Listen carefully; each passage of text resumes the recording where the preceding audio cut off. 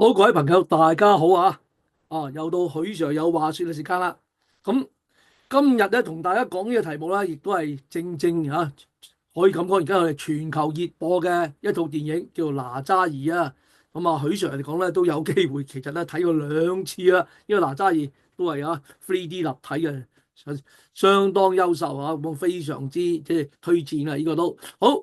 咁今日講哪吒二嘅邊部分咧？講個票房同埋觀眾啊，咁當然嘅票房啊非常重要啦，否則嚟講都冇引起咁大嘅轟動啦。好，哪吒二嚟講咧，喺內地第一就走映嘅話就係年初一嚟嘅，就係而家1月29號。咁你睇一睇啦嚇，原來1月29號嗰陣時一路公映咧，只係公映咗大概20日到。哇！個票房喺內地當然係只係得內大陸有得影啫，就已經去到72億啦，好犀利嘅一個數字啦。當其時咧，就如果用全球嘅票房嚟計咧，排緊60咁第五啊九侏羅紀世界三啦，咁都發覺哇好犀利啊！嗰度受到好多我哋大陸嘅同胞喜愛啦，好多人真係真金白銀啦，賀歲片嚟噶嘛，咁大家男女老少一齊入去咁就當其時咧就開始諗啊，會唔會突破一啲票房嘅紀錄啊？咁嗰陣時咧，原來喺2月25號咧，估計嘅總票房當其時即係2月25號，估計總票房咧應該咧就去到160億啊！呢啲全部係人民幣嚟嘅。咁如果喺全球嘅10大票房榜咧，已經攀登去第五啦。攀登第五啦，即係嗰陣時估計即係2月25號估計咁大家識睇都知道都全部都係美國呢個荷里活嘅巨片啦，最高嗰個就係《阿凡達一》啦第二個就《復仇者聯盟》第四咁呢兩套就係第一 number one number two 嘅。好啦，咁究竟呢個5月25號嘅估計出唔出現咧？真係好咗，時至今日真係出現咗啦，因為咧個全球票房咧已經突破150億啦。咁啱150億咧呢個未到160億啊，呢個估計總票房啦。咁如果因為佢超過150億咧，就已經即係比星球大戰嘅即係第七集咧已經多過啦，已經排行第五啦。都犀利喎。咁但係喺呢個票房一路遞增嗰時咧，就出現一啲即係人哋嘅講法啦。因為原來咧睇到好多係包場喎。啲包場嘅作用點做啊？係咪？咁係咪有水分啊？咁呢啲咧就覺得喂，應該係真金白銀啊！觀眾買飛入去先算係啊！你包場俾人睇係咪你係谷數字啊？咁我哋又睇下真係啲包場有啲情況有兩幅相。一幅左邊咧就大陸嘅情況即係大陸其中一家咯，一個情況啦。咁下邊就有啲解説啦，報道中其中有啲學校都有包場去噶。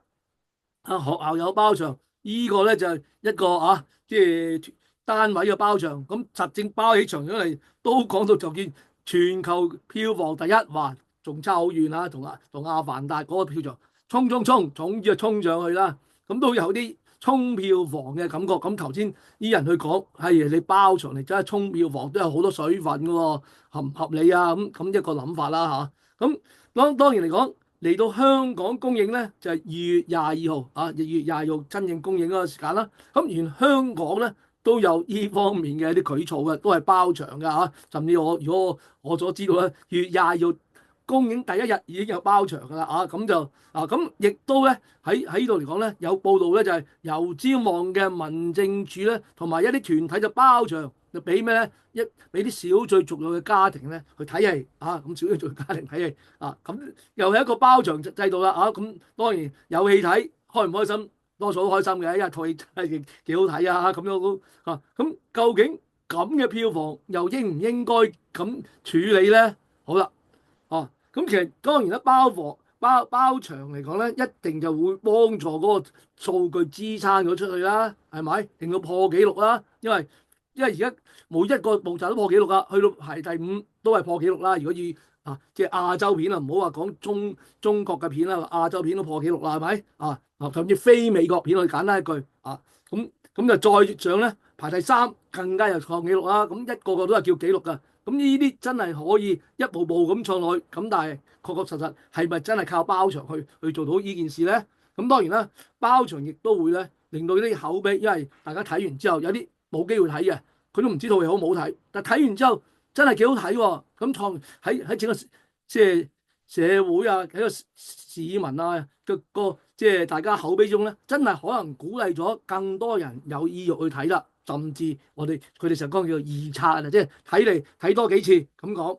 咁當然啦，如果可以成為一個咁群眾性嘅嘢咧，亦都可以成為一個文化符號，可以咁講。咁跟住我嚟講咧，都可能係一個包場而引致票房啊，同埋一啲所謂一啲間接喺市場嘅熱度嘅啲影響。好，咁但係當然嚟講啦，喺包場嚟講，好多人都係第一件事啦，即係你全部都係所謂刷數據啊嘛，你呢度谷落去。咁會唔會咧？咁我亦都講翻啦。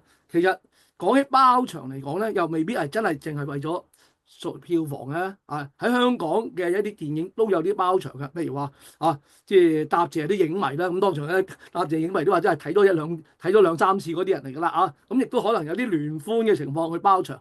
啊，咁當然啦，亦都當然學校都有啲係。即係一比較教育意義嘅電影去包場咧，就作為一個教育意義。咁呢個嚟講，都其實講當然咧會計落個票房度啦。咁但係當然嚟講，呢個亦都唔係一個好大影響，只係一個包場嘅行為，作為電影一個媒介去處理件事啦。好啦，如果真正講包場影響個票房嘅話，第一當然嚟講就係即係殺數據啦。第二市場公平性。尤其是包咗場，如果真係冇咁多人睇嘅話咧，因為你飛又賣咗，冇人睇嘅話咧，其實嗰啲數據真係相當假嘅，因為真係只係俾錢谷數字，根本係冇乜觀眾嘅啊，冇觀眾。咁呢啲當然更加係假嘅情況啦。咁跟住嚟講啦，喂，包場老細包場叫你睇，哇，即係好唔好睇㗎？係咪啊？咁嗰樣嘢講，如果係一個強制觀影嘅，根本嗰啲觀眾唔願意去睇而去睇咧，啊，會唔會咧？咁但係如果咁講咧，喺今次我認知嚟講，哪吒二咧，我未聽過出現嘅情況啊，係唔中意去睇而即係被逼去睇嘅情況，我真係未聽過啊。咁所以嚟講，亦都要當然睇個戲嘅質素啦，啊，套戲嘅質素。好啦，咁當然啦，有啲如果你話喺啲包場係即係派去或者學生去睇嘅啊，究竟合唔合呢個？即係即係去睇嘅水平咧，啊，呢個亦都變咗睇一套套嘅情況啦。咁但係今次嚟講咧，哪吒呢套戲又真係即係可以咁樣，由5歲到80歲，因為就咁講，其實唔知80歲定90歲都得啊。因為嗰啲古仔嚟講咧，對90歲嗰啲即係非常年長嘅長者嚟講咧，都其實仲熟添嘛。佢對於哪吒故事當然佢要頭腦清醒，即係眼耳伶俐啲聽，即係入到去睇戲啦。咁講，咁呢個咧。亦都可以咁講啊！好啦，咁當然啦，你做一啲包場而俾人講咧，就好似而家出現個問題啦，衝好多一啲即係負面輿論咧都會講出嚟噶啊，負面輿論講出嚟噶啊，咁另外咧亦都變咗人哋會覺得你係真係咪過於為國而戰啊？一啲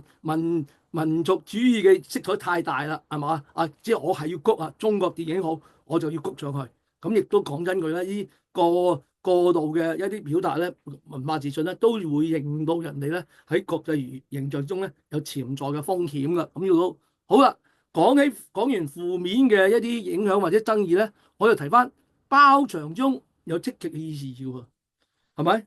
因為確實嚟講咧，譬如如果講香港睇要睇3D 咧，都成100蚊以上嘅，都相當昂貴嘅，係咪？對有好多即係普羅大眾嚟講咧，弱勢嘅社群嚟講咧，根本就係唔好諗啦，根本點會去睇戲啊？俾100零蚊係嘛？去睇場戲。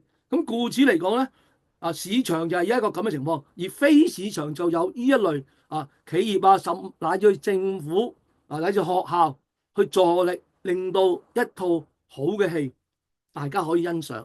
佢本來想睇，不過礙於一樣嘢。咁故此嚟講咧，市場同非市場嘅力量嘅結合咧，有時嚟講，亦都就係促成一套好戲之中，大家真係可以咁講，一齊可以欣賞到一個優秀電影。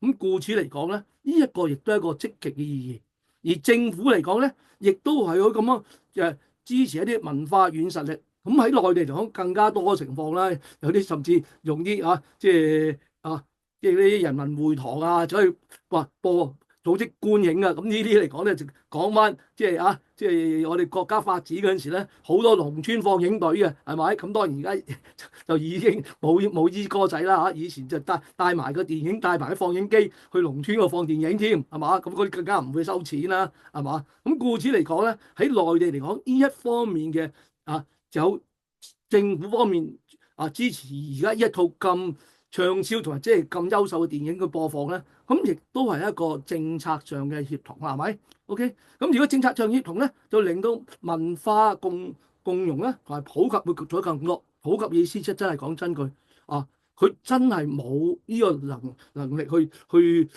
即係去做亦都嚟講冇人照顧到呢啲群體，譬如一啲留守兒童啦，係咪？喺內地嚟講有啲咩一啲即係做清道夫環境保護嗰啲工人咧，都係有呢方面嘅照應咧，希望佢可以即係再一個酬答佢一啲喺社會嘅服務嘅話，亦都有安排佢哋去睇呢個影院因為如果講真佢哋啲收入雖然喺內地咧，而家大概40蚊張飛啫，不過留意喺過年嗰陣時唔止啊，過年嗰陣時成70-80蚊張飛㗎咁而家跌到大概40蚊張飛到係咪？咁但係對佢嚟講咧，都係一筆即係相當即係唔係好恰當花費嘅一啲款項嚟㗎。咁故此嚟講都係好合適嘅。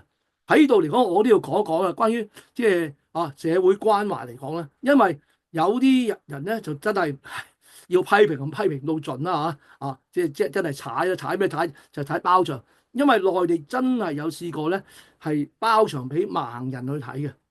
咁嗱，盲人都識睇戲，咁對唔住啦嗰啲批評嘅人咧係真係冇個水平去了解，係咪？佢其實上網或者問都知嘅，確實盲人睇戲係一種即係社會關懷，亦都係真係有一啲叫做盲人嘅佢自己嘅觀賞嘅一啲做法甚至咧去做有人去旁白到一啲即係動作因為有啲係動作噶嘛俾佢聽嘅。咁呢啲嚟講咧，其實盲人觀影咧，佢睇電影咧，唔係一件即係好離奇嘅事，而係一個喺社會關懷中，喺我哋社會共融中咧，係會做嘅一啲文化活動嚟嘅。咁希望即係佢批評嘅人咧，即係有啲水平啦咁講。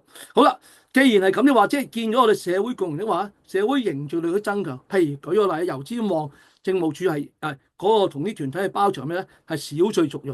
咁少數更加了解到哪吒我哋中華文化其中一個都幾有趣嘅人物啦，係咪咁令到佢哋都可以了解到喺我哋香港中華文化為主流的話咧，喺可以融入我哋互相溝通。當然喺哪吒二呢度劇中咧，亦都傳遞咗好多即係正面嘅價值譬如唔認命啦、逆境奮鬥啦，係咪？我命由我不由天，係咪？呢啲咁嘅都係可以令到一啲弱勢嘅團體嗰啲小朋友咧，可以有呢方面去發奮去自強嘅。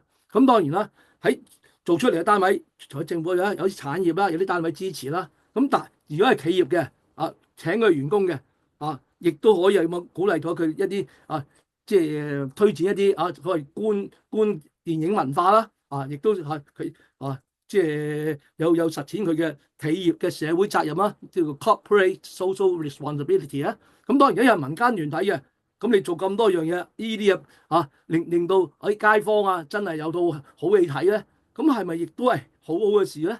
咁當然啦，喺今次呢套片嚟講最近即係呢2年嚟講，我哋政府都推行咁嘅愛國主義教育嘛，咁絕對係一個愛國主義教育，一個文化中華文化嘅即係 icon 嚟噶嘛。哪吒嚟講係咪咁而今次可以做出呢樣嘢嘅話咧，都係一個協助我哋國產電影即係跟住唔係淨係走出國際型啲，而去攀國際高峰嘅一次即係盛舉啦，係咪？咁當然啦，亦都帶變咗周邊嘅產業㗎啦咁喺電影周邊有咩產業可以咁講咧，最近譬如喺新加坡或者馬來西亞公映咧話，最大嘅產業咧就係爆谷產業全部爆滿晒。咁呢啲咧當然其他咧喺哪吒嘅一啲文化嗰啲產品咧，亦都相當多，亦都帶動咗相當多，包括埋咧去唔同嘅即係哪吒相關嘅地方嘅一啲旅遊產業都一定帶動嘅。咁呢啲咧，其實講緊包場咧，而引致人更加了解到電影咧，亦都會產生咗呢一類嘅作用嚟嘅。所以嚟講，我哋都可以用另一個角度咧去接受包場呢樣嘢，佢唔係淨係單係谷嗰個票房，而係確確實實有好多正面積極嘅意喺度喺度噶。好。咁講到呢度咧，跟住嚟講啦，我原來咧講票房嚟講就排第五啦，係咪？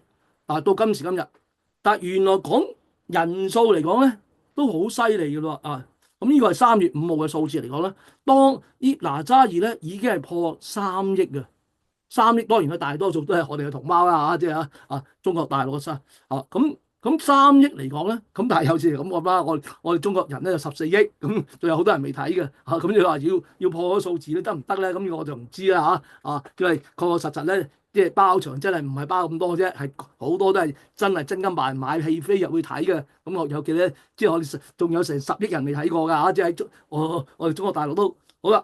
咁但係講翻呢3億數字，其實又排第幾咧？好啦，原來排第2嘅啦已經，即係講觀影人數嚟講。已經超過票房最高紀錄嘅《阿凡達》㗎啦，因為點解？因為我哋大陸嗰啲票價咧係平過美國嗰啲票價啊嘛，咁一計啲數做出嚟咧，計人數嚟講咧就真係我哋已經係排第2啦。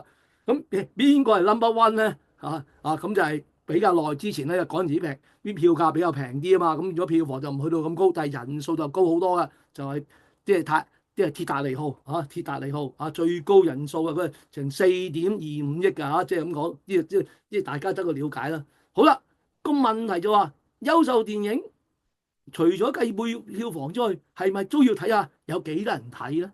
或者係咪應該多啲人睇更加好咧？係咪？既然你咁優秀，係咪？既然去講到係中國而家到此為止最高票房、最受欣賞嘅電影，係咪我哋每一個人都中國人都可以睇下咧？唔論你係咪有呢個錢買呢個買戲飛，係嘛？咁故此嚟講，我話優秀電影嚟講咧，真係唔係單係表現喺票房，更加要表現喺多人睇、多人了解、多人去知道我哋呢啲電影，我哋去到一個咩嘅更高嘅技巧亦都作為如果講哪吒嚟講咧，中華文化嘅傳遞亦都係相當重要咁亦都呢個傳遞嚟講，我好坦白咁講啦，佢唔單止係講即係中華傳統嘅文化之中，佢用吸收咗好多西方甚至乃至香港周星馳電影嘅一啲動作一啲表現。而令至到嗰樣嘢可以古今融合，而產生咗一啲真係好令人覺得好欣賞嘅一啲中華文化。好啦，去翻呢啲咁優秀電影，我覺得有個特殊性因為佢呢個級數已經等於喺世界盃，即係如果哪吒二之喺電影比對咧，就等於我哋睇足球睇到世界盃。世界盃決賽係咪真係仲要俾錢睇咧？公共電視係咪一定要播咧？令到我哋全世人要睇嘅就要睇到咧？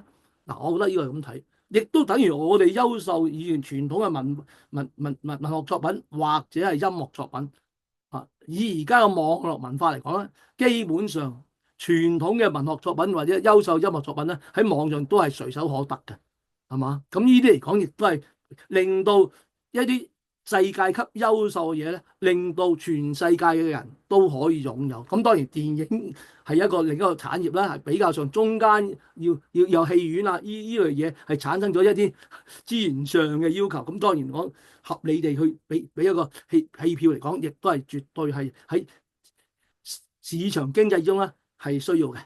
好啦，既然要讓廣大群眾即係觀眾可以睇到一套好嘅戲嚟講咧，我覺得更加重要就係考慮翻就算做咗套電影嘅人，而家即係可以話齋，即係講句即係俗少少叫賺到盆滿缽滿嘅啦已經但係嚟講佢嘅目的唔係淨係盆滿缽滿嘅，而係做一個喺動畫電影嘅極致做得最好嘅。咁都係喺個極致中，如果咁多人欣賞，亦都了解到我哋喺文學作品中或者影藝作品中咧，滿足人民對美好生活嘅嚮往咧，都係我哋其中一個責任。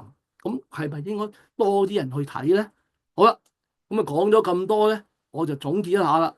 嗱，首先嚟講咧，就講翻個票房先啦。票房嚟即係講緊包場先啦。包場嚟講，第一件事咧，當然今次哪吒又係一個異數嚟，呢啲包場嚟講真係有啲人未必中意睇嘅。但係今次嚟講咧，我估計除非有啲人真係睇3次、睇4次睇到悶嗰隻啦嚇，否則嚟講，我覺得好多如果就係只係睇一次嘅話咧，都接受都唔係一個任務嚟㗎。咁但係當然如果有其他要包場嘅話咧，就真係要尊重觀眾嘅選擇啦，係咪？唔好成為一個任務啦，係咪？亦都好坦白，一個優秀電影唔應該只係着重票房，專家同埋觀眾嘅評價更為重要，係嘛？咁當然講，大家都理解啦。如果你排得先入世界嗰10名嗰啲咧，真係兩者並重嘅嚇，即係大家都係一個非常優秀嘅電影啊，亦都觀眾梗係接受啦，否則都冇去到咁嘅票房啦。咁而更加重要的話咧，喺電影嘅製作中咧，我哋真係要歷久常新，內容要創新作為核心嘅競爭力。祝願嚟講咧，呢個團隊嚟講喺哪吒3咧更創高峰雖然嚟講即係個導演都話真係好難突破，但係難突破到嚟咧，就總有一啲嘢更進一步嘅百尺竿頭。好啦，去到最尾咧，許 Sir 就諗翻一套優秀電影就應該多啲人睇。咁我就諗翻學校係咪？我曾經都擔任過校長啦，有時嚟講都有時頭痛嘅嘢。就係都知道有啲一級有幾個老師教，有啲老師好啲，有啲老師冇咁好咁但係好啲嘅老師，佢嗰班咁啊，梗係好啲啦，係咪？咁點解好啲嗰班個老師唔可以教晒咁多人咧？咁當然啦，有班級人數所限噶嘛，係咪？咁但係去到而家咁嘅現代化嘅資訊科技教學嘅科技係咪可以共享咧？所以我就講優秀老師嘅教授，當然啦，可以透過一啲行政長官卓越獎去認定咗呢啲優秀老師嚟，佢哋嗰個教學，佢哋呢啲教授係咪可以共享咧？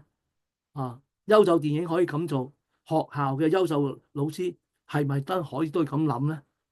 我哋有其他嘅一啲人支持佢，令到佢嘅教學嘅即係材料係其他人都可以共享到嘅，咁大家咪令到我哋嘅學生大家都得益咯。咁呢方面咧係借呢個票房與觀眾咧係帶出一個教育嘅一啲思考，咁俾大家去思考下啦。咁今日分享到此為止，多謝各位。